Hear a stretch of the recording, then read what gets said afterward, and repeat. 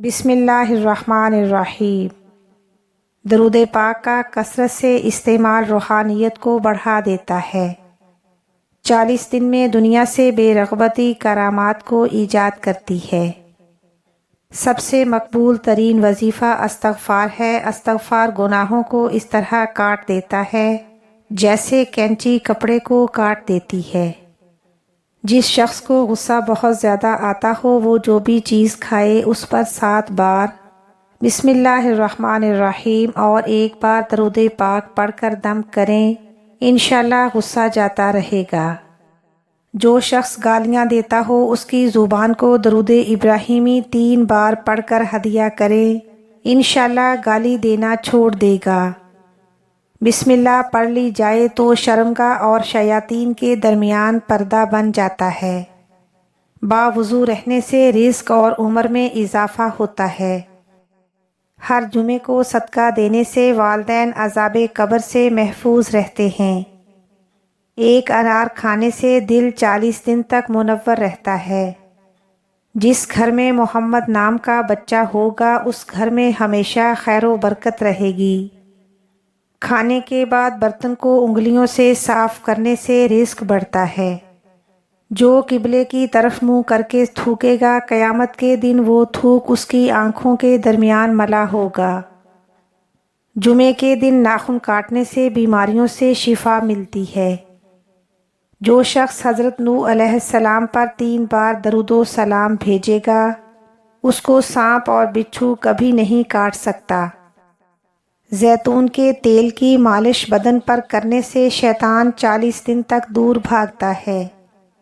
حضرت علی کرم اللہ وجہہ نے فرمایا اپنے دلوں کو بھی آرام دو، ان کے لیے حکمت آمیز لطیفے تلاش کرو، کیونکہ جسم کی طرح دل بھی تھکتے اور اکتا جایا کرتے ہیں۔ جو بھی شخص نہار منہ 7 عدد کھجور کھائے گا اس پر کبھی جادو اثر نہیں کرے گا۔ ہر مہینے کے پہلے 3 دن شہد چاٹنا بڑی تکالیف سے محفوظ رکھتا ہے۔ جو چیز یقین کامل کے ساتھ اللہ کے سپرد کر دی جائے وہ کبھی چوری نہیں ہوتی۔ جو دن میں گناہ نہیں کرتا اسے رات میں مصلی پر کھڑے ہونے کی توفیق ملتی ہے۔ ہاتھ پاؤں سن ہو جائیں تو درود پاک پڑھنے سے سن فوراً ختم ہو جاتی ہے۔ کھڑے ہو کر شلوار پہننا انسان کو سنگ دل بناتا ہے۔ والدین کی طرف دیکھنے سے نظر میں اضافہ ہوتا ہے۔ عاشورہ کے روز کھانا کھلانے سے سال بھر کا رزق اللہ پاک مفت دیتے ہیں۔ جو عافیت کی دعا مانگے گا وہ ہمیشہ پرسکون رہے گا۔ وبا کے دنوں میں درود پاک پڑھنے والا وبا سے محفوظ رہتا ہے۔ پرسکون نیند کے لیے رات کو سونے سے پہلے سورۃ کہف کی آیت نمبر 11 کا ورد شروع کر دیں۔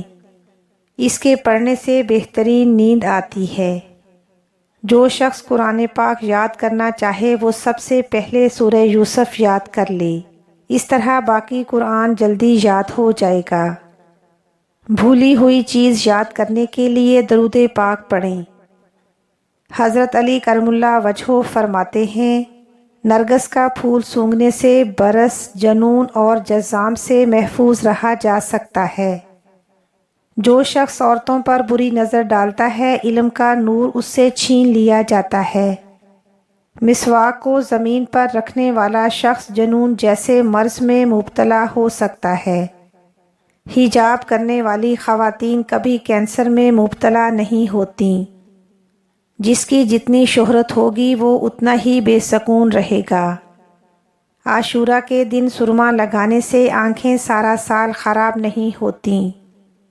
2 خواتین کے درمیان چلنے یا بیٹھنے سے طبیعت میں بگاڑ پیدا ہوتا ہے۔ قبروں پر لگے کتبے پڑھنے سے ذہن کمزور ہوتا ہے۔ تیز خوشبو لگانے والی عورت ڈبل گناہ کی مستحق ہوتی ہے، کیونکہ اس نے مردوں کو اپنی طرف متوجہ کرنے کا سامان پیدا کر لیا ہے۔ سنت نبوی کے طریقے پر سونے والا کبھی ہارٹ اٹیک کا شکار نہیں ہوگا۔ کھڑے ہو کر پیشاب کرنے سے انسان جلدی مقروض ہو جاتا ہے۔ دروازے اور دہلیز کے چوکھٹ پر بیٹھنے والا بہت جلدی مصیبت میں مبتلا ہو جائے گا۔ زنا ایک قرض ہے، ادائیگی ہر حال میں کرنی ہوگی۔ واش روم میں وضو کرنے سے پرہیز کریں۔ بچوں کے دانتوں اور مسوڑوں پر شہد مل دیا جائے تو بچہ دانت آسانی سے نکالتا ہے۔ جو کوئی سچے دل سے شہادت کی موت مانگے گا، اللہ اسے شہادت کی موت ہی عطا کریں گے، چاہے وہ بستر پر ہی کیوں نہ ہو۔ جس گھر میں لیمو یا سفید مرغ ہوگا اس گھر میں جادو جنات نہیں رہتے۔ جس گھر میں کھجور ہوگی اس گھر میں کبھی کوئی بھوکا نہیں سوئے گا۔ رات کے وقت اگر تہجد کے لیے آنکھ نہ کھلتی ہو تو عشاء کی نماز کے بعد ہی 2 رکعت تہجد کی نیت سے پڑھ لیا کرو، اور ایک وقت آئے گا تہجد کے وقت خود بخود آنکھ کھل جایا کرے گی۔ مسواک کرنے والے کو موت کے وقت کلمہ طیبہ نصیب ہوتا ہے۔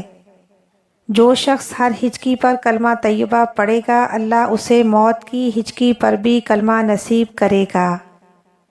کسی اچھی چیز کو دیکھو تو ماشاءاللہ کہا کرو، نظر بد سے محفوظ رہو گے۔ دعا مومن کے لیے ہر وظیفے سے زیادہ مؤثر ہے۔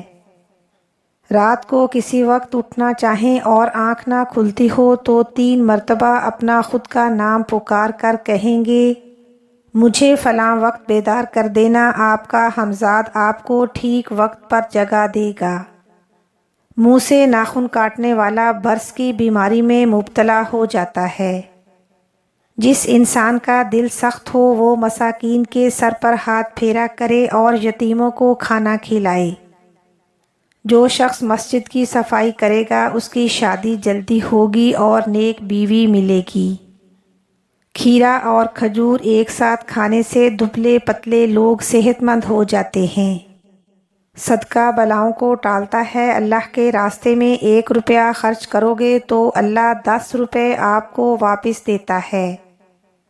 آب زمزم کو جس نیت سے پیا جائے وہ نیت لازمی پوری ہوتی ہے۔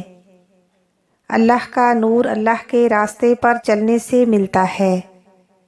وظیفوں میں کامیابی چاہتے ہو تو ہنسنا، بولنا اور کھانا کم کر دو۔ بزرگوں کی عزت کرنے والے کی عمر میں اضافہ ہوتا ہے۔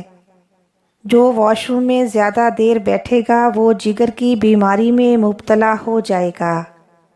حضرت علی کرم اللہ وجہہ نے فرمایا، گناہوں پر نادم ہونا گناہوں کو مٹا دیتا ہے، اور نیکیوں پر مغرور ہونا نیکیوں کو برباد کر دیتا ہے۔ حضرت علی کرم اللہ وجہہ فرماتے ہیں، جلدی سے معاف کرنا انتہائی شرافت اور انتقام میں جلدی کرنا انتہائی ضلالت ہے۔ حضرت علی کرم اللہ وجہہ نے فرمایا، جب تک کوئی بات تیرے منہ میں ہے تب تک تو اس کا مالک ہے، جب بات زبان سے نکل چکے تو وہ تیری مالک ہے۔ حضرت علی کرم اللہ وجہہ فرماتے ہیں، جس شخص کو دل میں جتنا زیادہ لالچ ہوتا ہے اس کو اللہ تعالیٰ پر اتنا ہی کم یقین ہوتا ہے۔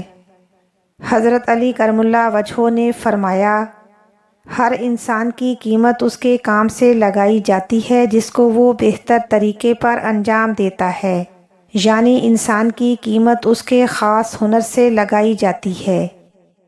حضرت علی کرم اللہ وجہہ نے فرمایا، سب سے بڑی مالداری عقل مندی ہے، یعنی مال سے بھی زیادہ کام آنے والی چیز عقل اور سمجھ ہے، اور سب سے بڑی فقیری حماقت اور بے وقوفی ہے۔ سب سے بڑی تنہائی خود پسندی ہے، اور سب سے زیادہ بڑائی اچھے اخلاق ہیں۔ حضرت علی کرم اللہ وجہہ فرماتے ہیں، غربت ذہانت کو کمزور کر دیتی ہے، ایک غریب آدمی اپنے وطن میں رہ کر بھی پردیسی ہوتا ہے۔ حضرت علی رضی اللہ تعالیٰ عنہ نے فرمایا ہے، جب کسی کا عروج ہوتا ہے تو دوسروں کی خوبیاں بھی اس سے منسوب کر دی جاتی ہیں، اور جب زوال آتا ہے تو اس سے اس کی ذاتی خوبیوں کا بھی انکار کر دیا جاتا ہے۔ اگر کوئی شخص نماز میں کوتاہی کرتا ہو تو اسے 21 دن تک روزانہ 21 مرتبہ سورہ کافرون پڑھ کر پانی پر دم کر کے پلائیں، انشاءاللہ نماز میں استقامت ہوگی۔ حضرت علی کرم اللہ وجہہ نے فرمایا کسی دوسرے کے غلام مت بنو جبکہ اللہ تعالیٰ نے تم کو آزاد پیدا کیا ہے۔ حضرت علی رضی اللہ تعالیٰ عنہ نے فرمایا لوگ اپنے آباء و اجداد سے زیادہ اپنے زمانے کے مشابہ ہوتے ہیں، یعنی لوگوں پر وقت اور ماحول کا اثر زیادہ پڑتا ہے۔ جب اللہ تعالیٰ نے آپ کی زندگی کو اچھا موڑ دینا ہوتا ہے تو آپ کو جھوٹے اور مکار لوگوں سے دور کر دیتا ہے۔ کیا آپ کو معلوم ہے کہ فرض نمازوں اور تہجد میں کیا فرق ہے؟ فرض نمازوں کے لیے انسان منادی یعنی اذان دیتا ہے، جبکہ تہجد نماز کے لیے اللہ تعالیٰ منادی کرتا ہے۔ فرض نمازوں کی منادی تمام انسان سنتے ہیں جبکہ تہجد کی منادی کوئی خوش قسمت ہی سنتا ہے۔ فرض نمازوں کو بہت لوگ پڑھتے ہیں جبکہ تہجد نماز اللہ تعالیٰ کے خاص بندے ہی پڑھتے ہیں۔